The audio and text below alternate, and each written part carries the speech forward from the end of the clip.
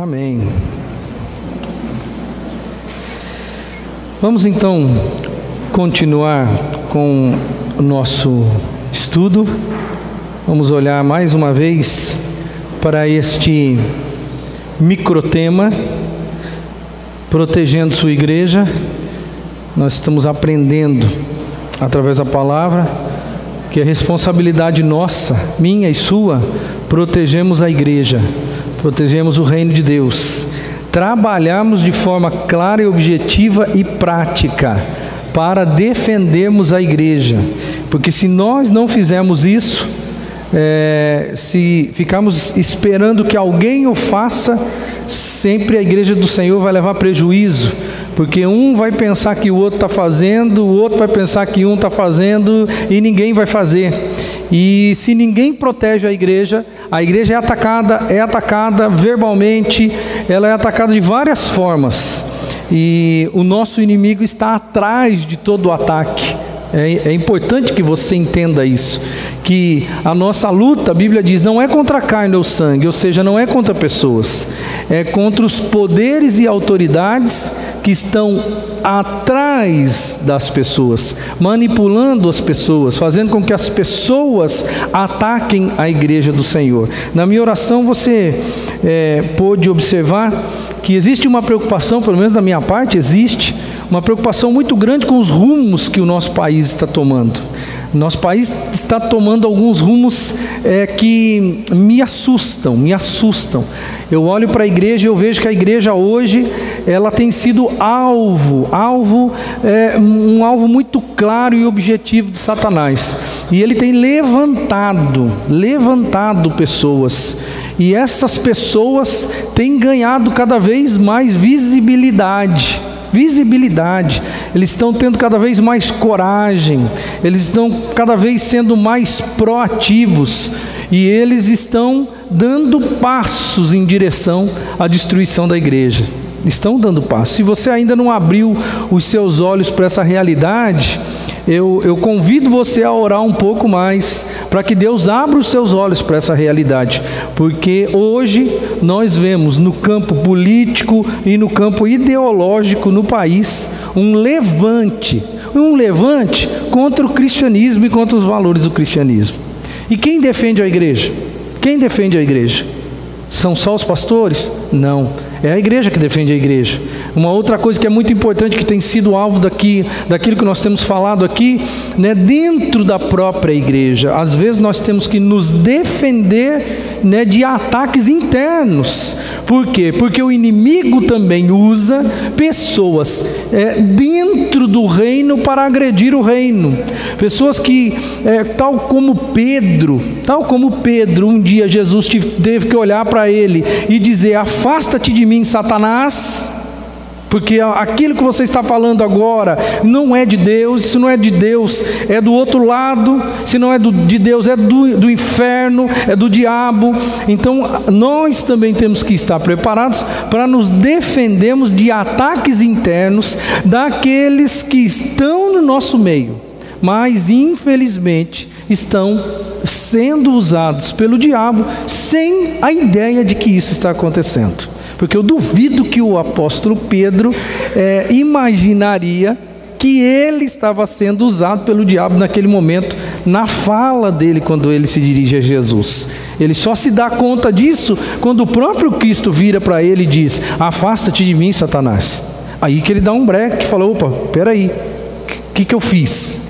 Ele estava cego espiritualmente, porque o pecado cega o indivíduo. E às vezes muitas pessoas dentro do reino são usadas para derrubar o reino de Deus. Por isso que esse tema é tão pertinente, protegendo a igreja do Senhor. Colossenses 3,14 é o nosso texto base dentro desse microtema.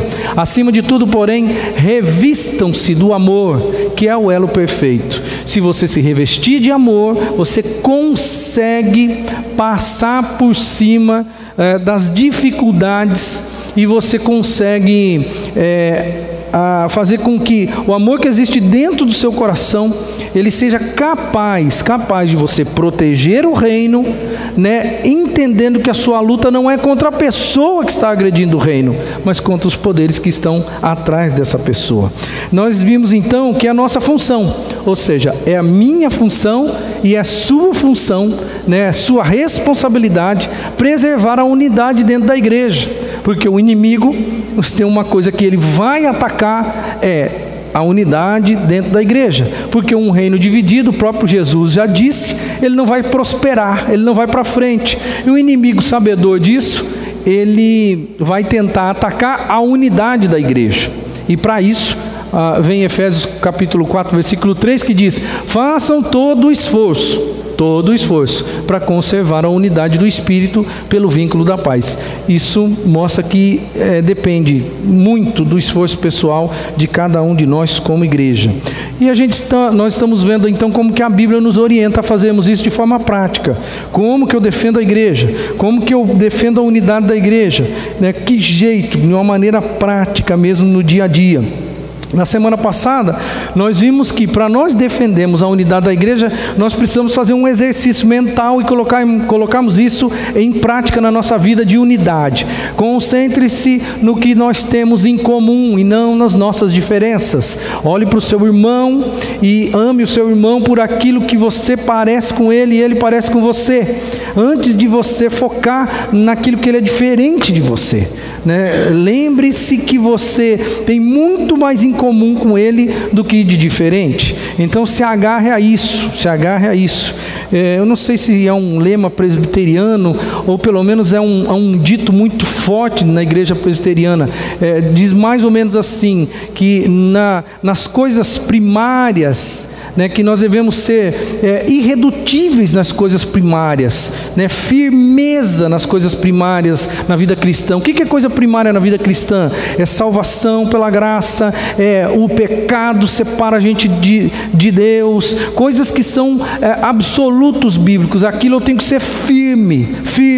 Aí ele fala assim, o ditado continua dizendo: flexibilidade nas coisas secundárias. O que é isso? Eu posso ser um pouco flexível em coisas que não são teologicamente absolutos, como estilos, como modo de vida, como costumes. Eu posso e devo ser flexível. Mas aí vem a terceira parte dessa palavra, né, dessa frase que marca a minha vida, que é amor acima de todas as coisas.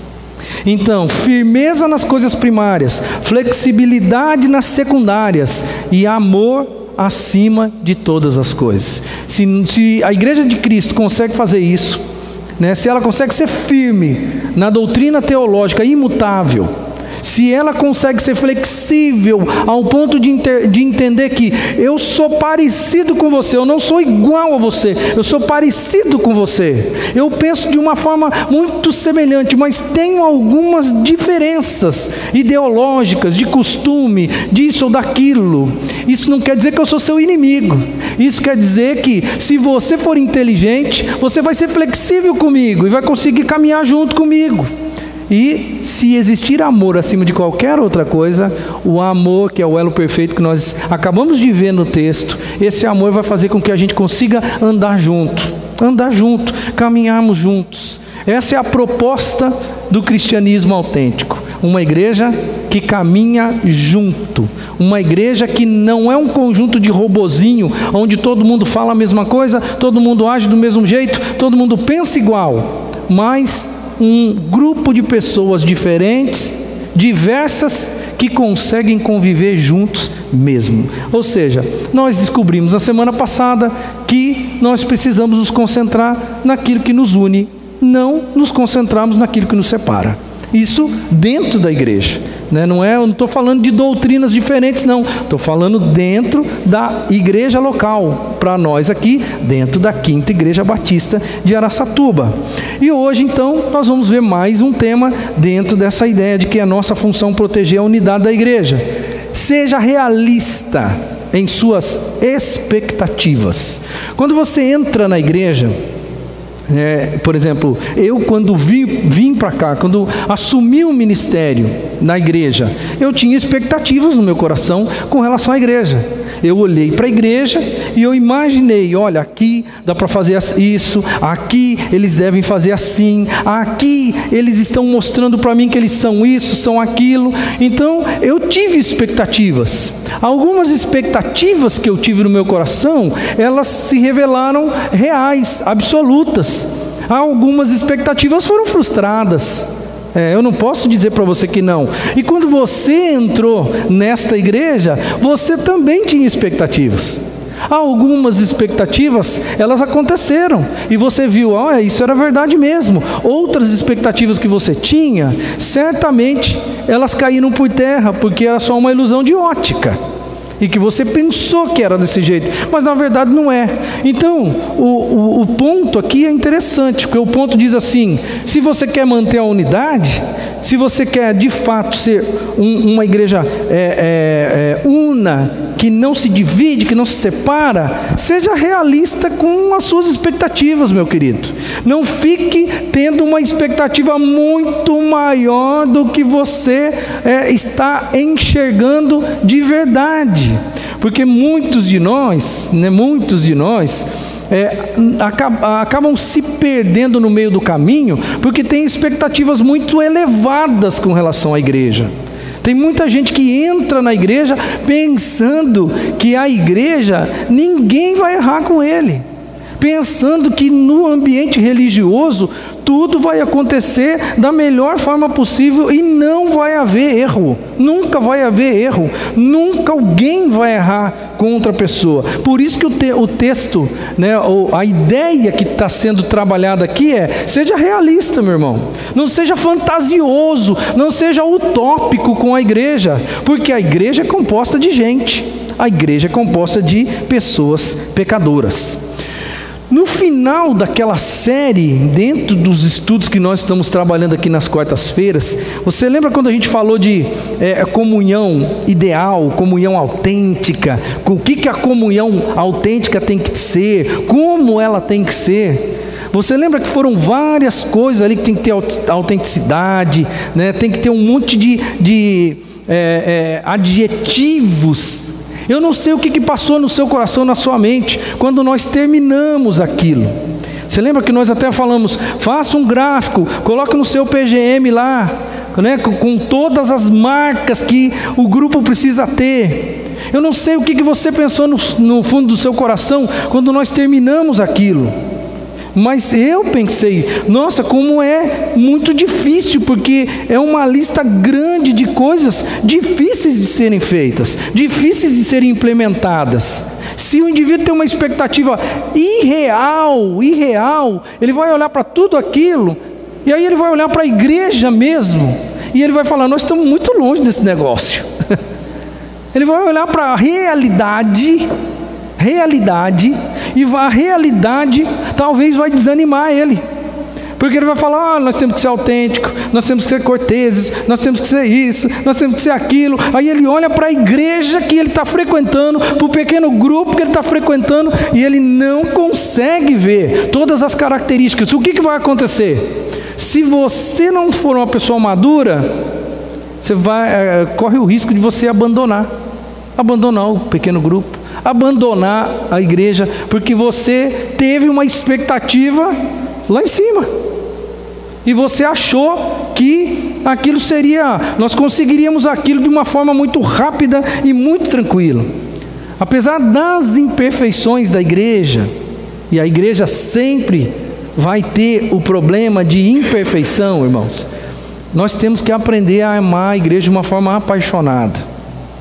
Nunca é demais a gente lembrar que Cristo amou uma igreja que ainda não existia, que Cristo amou uma igreja que Ele sabia, Ele ainda sabe, e Ele saberá que ela não é perfeita.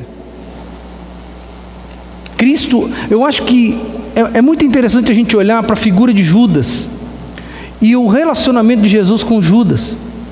Jesus sabia, desde o princípio, que Judas ia trair ele, desde o início, mas ele caminhou com Judas. Não existe uma evidência no texto bíblico de que Jesus ele tratou Judas de uma forma diferente dos outros. Judas que não se apropriou da graça de Cristo. Mas o que eu quero que você entenda é que Jesus sabia que aquele cara não ia dar jeito. Não ia dar jeito. Sabia muito bem disso, desde o princípio. No entanto, ele nunca deixou de ser quem ele deveria ser com Judas. Ele não tratou Judas nem melhor e nem pior do que ninguém. Mas Jesus sabia da imperfeição, sabia do problema. Jesus amou o mundo, e eu entendo que se ele amou o mundo, ele amou Judas também, ao ponto de morrer por ele. Ele não aceitou, é problema dele, mas Jesus amou o mundo e amou Judas ao ponto de ir para a cruz por ele. Então eu quero que você pense um pouquinho. A igreja não é perfeita. Seja realista com relação às suas expectativas com a igreja, porque ela não é perfeita, mas isso não quer dizer que você não deva amar ela de uma maneira apaixonada. Eu gostei da palavra, amar apaixonadamente, porque amar apaixonadamente, você que já se apaixonou, a característica da paixão, nos altos dos meus 48 anos, eu digo para você que a característica da paixão é cegueira, porque a paixão nos torna cegos. O amor abre os nossos olhos, mas a paixão, ela nos cega, ao ponto de nós não conseguirmos enxergar nenhum defeito na pessoa a qual nós estamos apaixonados. E eu gostei que o Rick Warren colocou, eu preciso amar a igreja de forma apaixonada. Ou seja, eu vou olhar para as virtudes, os meus olhos vão enxergar as virtudes, eu não vou conseguir enxergar defeito nessa pessoa. É isso que a gente faz quando a gente se apaixona. Com a igreja deveria ser a mesma forma. Então, eu preciso, na verdade, ter o desejo, ansiar pelo ideal. Eu preciso ansiar pelo ideal. Preciso pensar que a igreja é imperfeita, tal. Eu quero que ela melhore. Mas a gente tem que tomar cuidado, porque se eu ansiar pelo ideal, e enquanto eu estiver só ansiando pelo ideal, eu ficar criticando o real, porque tem muita gente que tem costume de fazer isso. A pessoa, ela até gostaria que a igreja fosse melhor, mas ela não consegue fazer outra coisa a não ser meter o pau na igreja. Ela anseia uma coisa melhor, anseia o ideal, mas enquanto ela está ansiando o ideal, ela não faz nada para que o ideal aconteça. O negócio dela é meter o pau no real. Ou seja, a realidade é ruim, então eu vou massacrar a realidade. Isso, irmão, é imaturidade.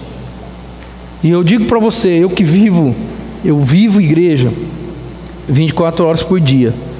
É muito triste, dói no fundo da alma, quando a gente percebe, e tem muita gente assim no reino.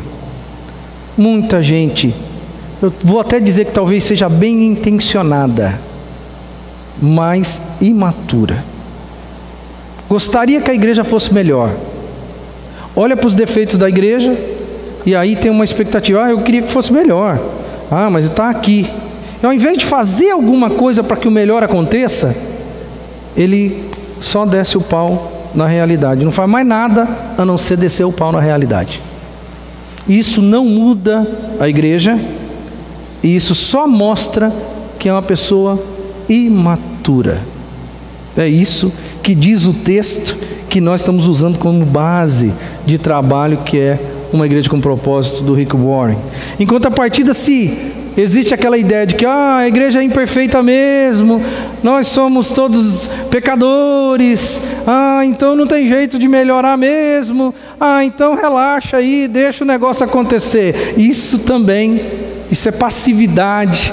Isso é sinal de que você se acomodou. Isso é sinal que você não conhece o poder de Cristo. Isso é sinal que você não perdeu o foco de que nós estamos aqui para melhorar. Então, se por um lado descer o pau é ruim, por outro lado ficar com aquela expectativa, a igreja é assim mesmo, A igreja é assim mesmo, então deixa quieto. Eu não quero saber da vida do outro. Essa semana mesmo eu escutei uma situação que me deixou muito triste, de uma pessoa me contando a respeito da dor de alma que ele tinha quando ele olhava para um amigo dele, que era uma pessoa seríssima, conversando com ele, falou assim: cara, eu não sei como é que você aguenta ficar na igreja onde você está. Por que ele falou isso? Porque na igreja em que o outro amigo, que é sério, estava, o pastor estava com a vida espiritual arruinada, sem condições de pastorear ninguém, aliás, sem condições de sequer ser chamado de cristão, mas pela função e pelo cargo, e por ser uma denominação que não tem um controle, ou não tem alguém que chegue lá e fala assim: escuta, pela autoridade que Deus me constituiu sobre você, você precisa ser afastado, você precisa ser trabalhado, você precisa ser reconduzido ao ministério. E essa pessoa muito séria, frequentador da igreja, o outro vai questionar ele e fala: cara, eu não sei como é que você consegue viver nessa igreja, você não sabe da situação toda? O indivíduo chega e fala assim: ah, rapaz, eu sei, mamãe, deixa o pastor lá, se ele quer viver desse jeito, ele que viva, eu não tenho nada a ver com a vida dele, eu vou viver a minha. Isso é gente que se acomodou, isso é gente que está vivendo uma passividade, olhando com aquela ótica assim: a igreja é imperfeita mesmo, as pessoas são imperfeitas mesmo, né? Todo mundo aqui tem direito de errar. Não é bem assim, irmão, não é bem assim. Mas o foco central é: seja realista, não seja nem para lá e nem para cá, seja realista com a igreja. A igreja é um conjunto de pessoas regeneradas, mas que continuam lutando contra seu estado pecaminoso. Maturidade mesmo é você conviver com essa tensão. Ou seja, nós queremos melhorar, temos um ideal a chegar, mas o nosso estado real, ele inspira cuidados. Eu preciso melhorar, eu não posso ficar parado, eu não vou falar mal, eu vou trabalhar para mudar. Eu vou tentar fazer a minha parte para reverter o real que talvez ainda não chegou no ideal. É mais ou menos dentro dessa ótica e é por isso que a gente tem que ser realista, tá? As pessoas ficam desiludidas com a igreja por muitas razões, e são razões compreensíveis, irmãos. Eu não sei, talvez você já ficou desiludido com a igreja. Quantos de nós aqui já não falou: ah, não, para mim deu, eu já não quero mais mexer com esse negócio? Quantos de nós já não pensou lá no fundinho da alma? São conflitos, irmãos, são mágoas, às vezes a hipocrisia, negligência, às vezes mesquinharia dentro da igreja, muitas vezes legalismo, e outros pecados que você pode fazer uma lista infinita aí. E por causa destes pecados, por causa desses problemas, existem muitas pessoas que ficam desiludidos. Em vez de a gente ficar abalado e surpreso, a gente deveria lembrar que a igreja é feita de pecadores, que a igreja não é um ambiente imaculado e perfeito, que a igreja é um grupo de pessoas que estão lutando contra a sua propensão natural, inclusive, sabe quem? Você. Inclusive você. Todos nós aqui somos imperfeitos. Ninguém pode levantar a bandeira da perfeição na igreja. Então seja realista. O ambiente onde nós vivemos é um ambiente de luta contra o pecado, não um ambiente de total vitória contra o pecado. Ainda não é. Por isso a gente às vezes acaba magoando os outros, de uma forma intencional ou não, porque isso acontece, não tem jeito. E ao invés de nós solucionarmos o problema, muitos preferem sair. Não quero solucionar o problema, eu resolvo mais fácil, eu saio. Aí eu pergunto para você: por que está escrito na Bíblia então sejam pacientes ou completamente humildes, dóceis e sejam pacientes com os outros, suportando uns aos outros com amor. Por que está escrito isso aí? Qual é a finalidade? De onde o apóstolo Paulo, inspirado pelo Espírito Santo de Deus, por que ele escreveu essas palavras, se não fosse para que nós lutássemos contra as coisas que vão acontecer em função da nossa dificuldade com o pecado? E quando eu digo nossa, é melhor que você olhe na primeira pessoa do singular, na minha dificuldade, porque daí fica um pouquinho mais fácil de entender. Porque uma hora você vai errar com alguém, outra hora alguém vai errar com você, irmãos. É por isso que na Bíblia está escrito algumas coisas desse tipo aí, que nós precisamos ser pacientes, suportar, né? E suportar aí, a ideia do suportar é de dar suporte. Dar suporte, colocar o indivíduo aqui, ó, nas costas e ajudá-lo.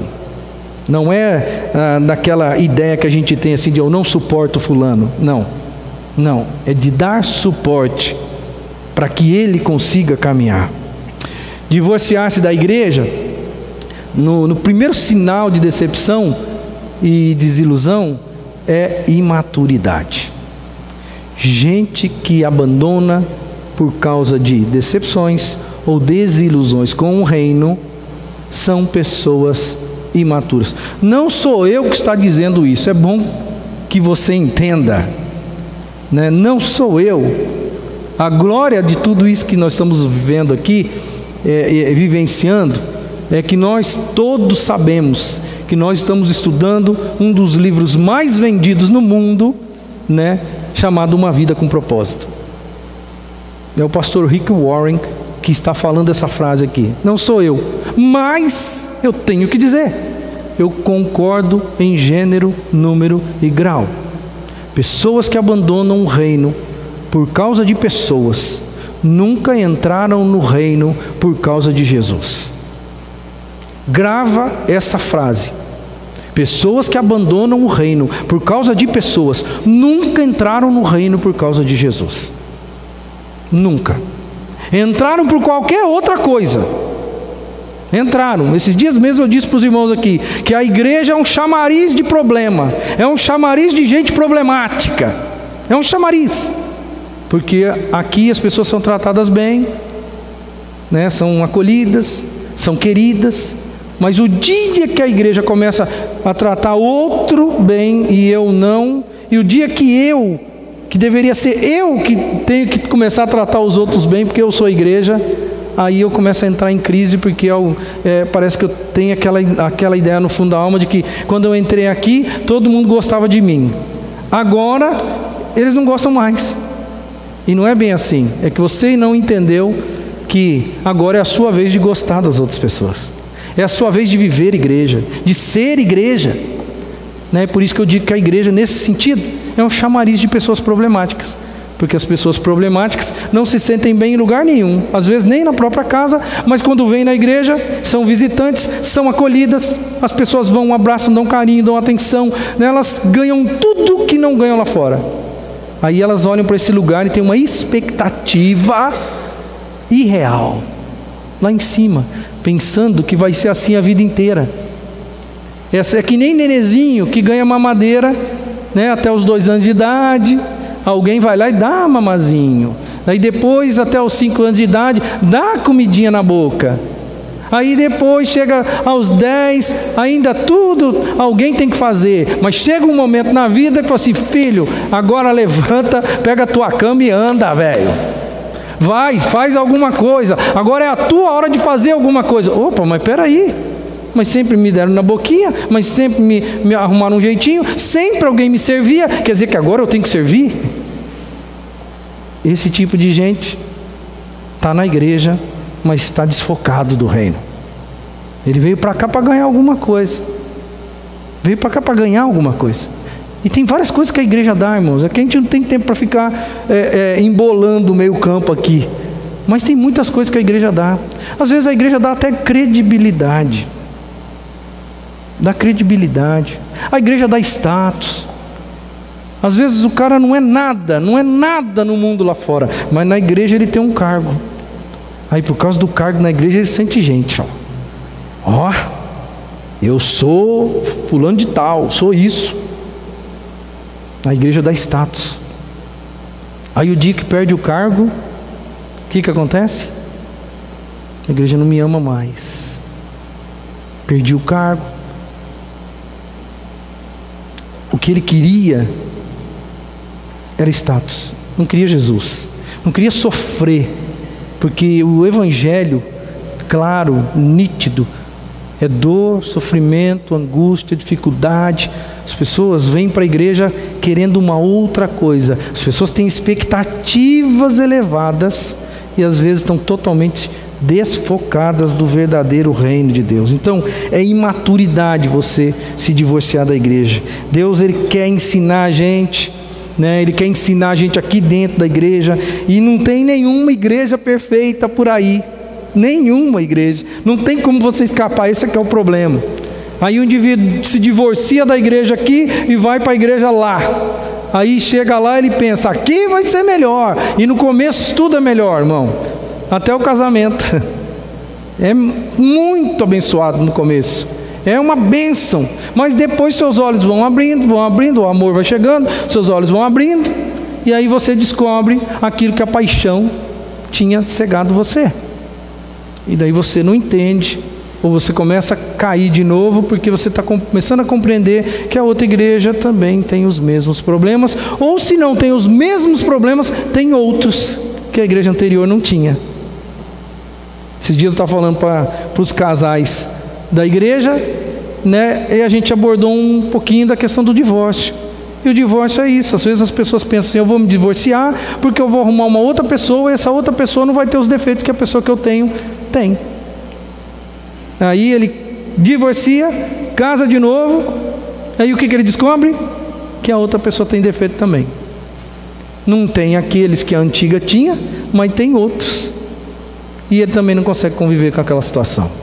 Então, cuidado com esse negócio de se divorciar. Toda igreja tem fraquezas, toda igreja tem problema, e se você não entender dessa forma, logo logo você vai ficar desapontado com a igreja também.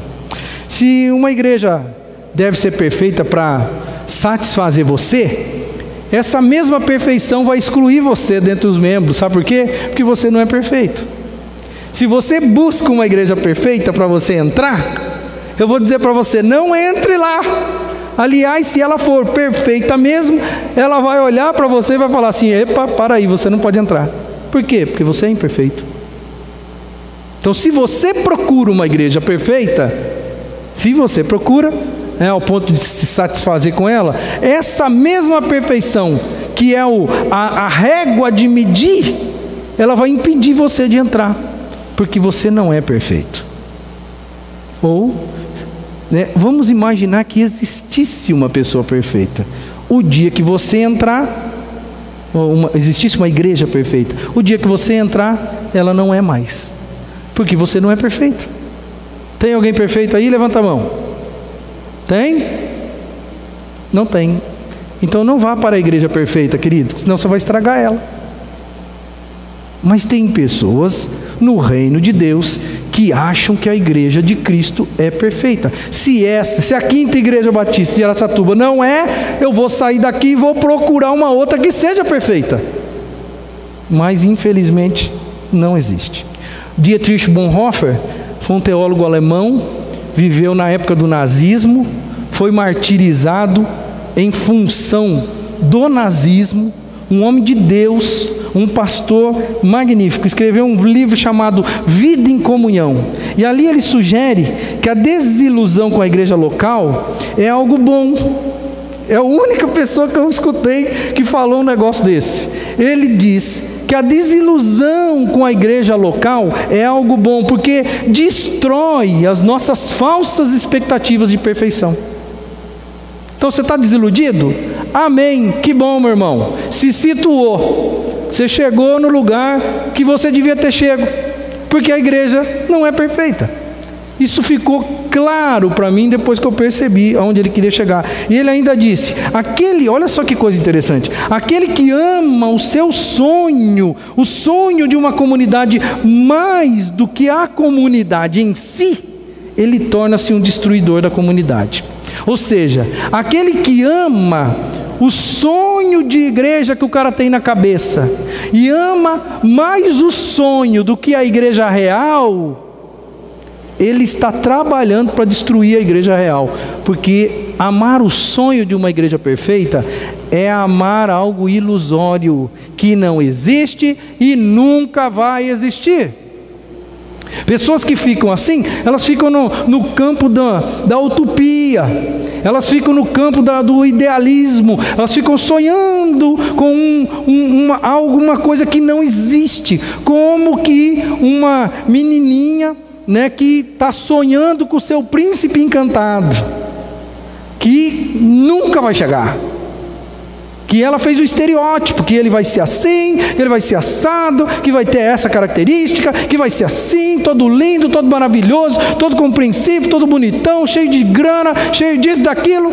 Não existe, é coisa da sua cabeça. Se fosse o padre Quevedo, ele ia dizer, não existe para você. E tem gente que trabalha com a igreja mais ou menos dentro desse nível. Não é a primeira vez que eu vejo alguém falar mais ou menos isso, mas olha que coisa legal. Deveria, na frente de toda a igreja, ter uma placa bem grande dizendo assim: pessoas perfeitas não precisam entrar. Este é um lugar somente para os que admitem ser pecadores, precisam de graça e querem crescer. Então, se você é perfeito, meu filho, aqui não é o seu lugar. Vá para outro lugar, porque aqui é lugar de outro tipo de pessoa, né? Eu já vi algumas pessoas falarem isso em frases um pouco diferentes, mas a essência é a mesma coisa. Terceiro, e é mais um ponto aqui, mas eu vou fechar rapidinho. Prefira, então, evite, né, a primeira coisa aí, evite ter uma expectativa irreal. Trabalhe dentro da realidade. Igreja é lugar de pessoas que estão lutando contra uma propensão natural, contra o pecado. Agora, o terceiro ponto aqui é: prefira incentivar do que criticar. Coloca isso na sua cabeça. Diga isso para você mesmo no espelho várias vezes. Diz assim, eu vou aprender a olhar as coisas boas. Eu vou aprender a tirar os meus olhos das coisas ruins. Eu vou aprender a valorizar mais as coisas boas. Porque eu digo para você, querido, existem muito mais coisas boas dentro da igreja do que coisas ruins. Mas como você, de uma forma cega, insiste em não querer ver as coisas boas, e o seu coração e a sua mente e os seus olhos se detêm pura e simplesmente nas coisas ruins, você vai viver amargo para o resto da vida. Então, por favor, faça algo bom para você mesmo. Não viva desse jeito. Prefira incentivar a sua igreja para ela ser melhor do que viver criticando a sua igreja. E como eu disse, volto a dizer, tem um monte de gente dentro da igreja malhando a própria igreja. Eu não estou falando da Quinta Igreja Batista de Araçatuba, eu estou falando do Reino de Deus. Estou falando de gente que se diz evangélica dentro de uma igreja evangélica, falando mal da sua igreja. Eu não posso falar mal da igreja da esquina, irmão, porque eu não estou lá, não vivo os dilemas de lá, não sei o que acontece lá. O que acontece no meio do reino de Deus? As pessoas falam mal da própria igreja. Elas criaram este hábito, que é um hábito. O indivíduo fala mal de si mesmo. E é um hábito demoníaco. Daqui a pouco a gente vai ver que é um hábito demoníaco. É sempre mais fácil ficar de lado, ficar de fora, jogando pedra em quem está tentando fazer com que a igreja seja melhor. É muito mais fácil ficar de fora jogando pedra. E muitas pessoas tomaram essa postura no reino de Deus. Muitas pessoas, por favor, não faça isso. Quem está jogando pedra na igreja, não tem tempo para ajudar a igreja. Primeiro, porque ele está longe da igreja, porque ninguém joga pedra em quem está muito perto, né? Joga a pedra, fica um pouquinho à distância assim para você jogar. Quem está jogando pedra não tem como fazer alguma coisa para ajudar. Ele escolheu jogar pedra. É uma escolha. Então, quem está jogando pedra não está servindo. Quem está jogando pedra não está fazendo algo para que a situação melhore. E sempre tem um grupo na igreja que camela para que a igreja seja melhor, e sempre tem um grupo sentado na janela jogando pedra, jogando pedra, jogando pedra, e falando mal, e sem fazer nada. Mas dá uma raiva esse negócio. Quando você é pastor e você enxerga isso, porque eu não sou bobo, nenhum pastor, o pastor é meio desligado, tal, mas não é bobo. A gente vê isso. Aliás, não é só o pastor que vê isso, os irmãos também veem isso. Todo mundo vê. Todo mundo consegue qualificar, ó, esse aqui é o grupo que leva o negócio, e esse aqui é o grupo que joga pedra. Se você é do grupo que joga pedra, eu quero dizer uma coisa para você: todo mundo sabe que você é. Eles não falam, porque eles não querem ter problema com você.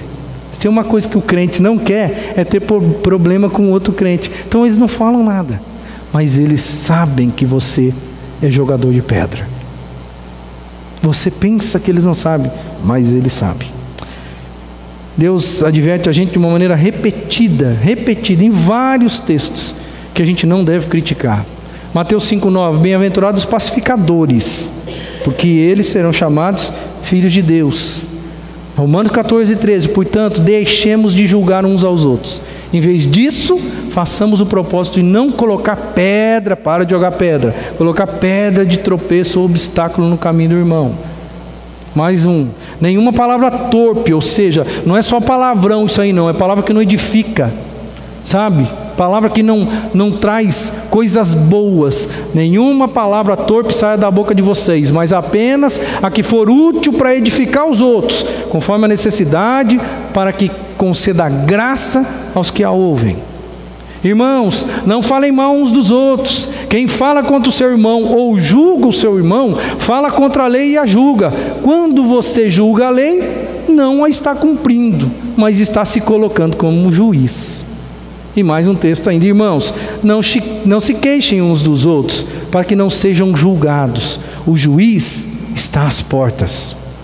A Bíblia fala, está recheado de textos que diz para a gente não ficar jogando pedra na igreja, não ficar falando mal de liderança, de pastor, de membro mais ativo, mais envolvido.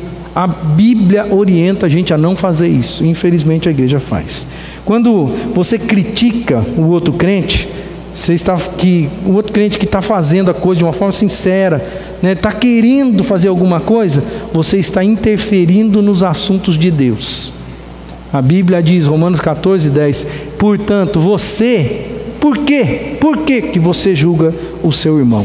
Sempre que eu julgo alguém, um outro crente, 4 coisas acontecem na minha vida, tá? As 4 aí, ó. Primeiro, eu perco minha comunhão com Deus, porque se eu estou julgando, eu estou pecando. Segundo, eu exponho o meu próprio orgulho e a minha própria insegurança. Eu digo em voz alta: eu sou orgulhoso, eu sou inseguro. Porque quando eu agrido alguém, é porque eu estou me defendendo. Eu estou expondo quem eu sou de verdade. Terceiro, eu coloco-me numa situação pela qual vou ser julgado por Deus. Porque se você julga, se você critica, você está julgando, e Deus vai julgar você por isso. A Bíblia diz que Deus vai julgar você por isso. Deus vai trazer você pertinho, e falar assim: ó, conta para mim como é que você fez esse negócio. Às vezes eu chamo a Melissa bem pertinho assim, e a gente conversa bem perto sobre algumas traquinagens que ela faz. Deus um dia vai fazer isso com você, porque a Bíblia diz que um dia todos nós, isso inclui você, compareceremos diante do tribunal de Deus e vamos prestar contas para Ele. E lá Ele vai escancarar os verdadeiros desejos do nosso coração, as verdadeiras intenções do nosso coração. Você é do tipo que faz uma carinha de anjo, para que as pessoas não saibam quem você é por dentro? Um dia Deus vai botar você do avesso. Eu não sei como que Ele vai fazer isso. Eu tremo só de pensar como que Ele vai fazer isso. Mas um dia, a Bíblia diz que um dia Ele vai fazer isso. Então, eu não posso fazer isso de jeito nenhum. E em último, eu prejudico a comunhão da igreja, quando eu faço esse tipo de coisa. Um espírito crítico é um vício que custa caro. Porque quando você tem um espírito crítico, você pode pagar caro por isso. É o que a palavra de Deus diz, não é o que eu digo. Por último, e assim a gente está encerrando a palavra de Deus para o nosso coração hoje. A Bíblia chama o diabo, Satanás, de acusador dos nossos irmãos. Apocalipse, capítulo 12, versículo 10, Nova Versão Internacional. Diabo sendo chamado de acusador dos nossos irmãos. Culpar e criticar os irmãos, à luz do texto de Apocalipse 12, 10, culpar e criticar os irmãos é trabalho do diabo. É trabalho do diabo. Quando você faz isso, você não se deu conta ainda, mas você é um marionete do diabo. Porque cadê o diabo? De vez em quando eu falo assim, cadê Deus aqui, né? Cadê Deus? Onde está Deus? Deus está na igreja. Cristo está na igreja. O Espírito Santo se move através da igreja. O abraço seu é o abraço de Deus. O carinho seu é o carinho de Cristo. Mas aí eu vou perguntar, onde está o diabo?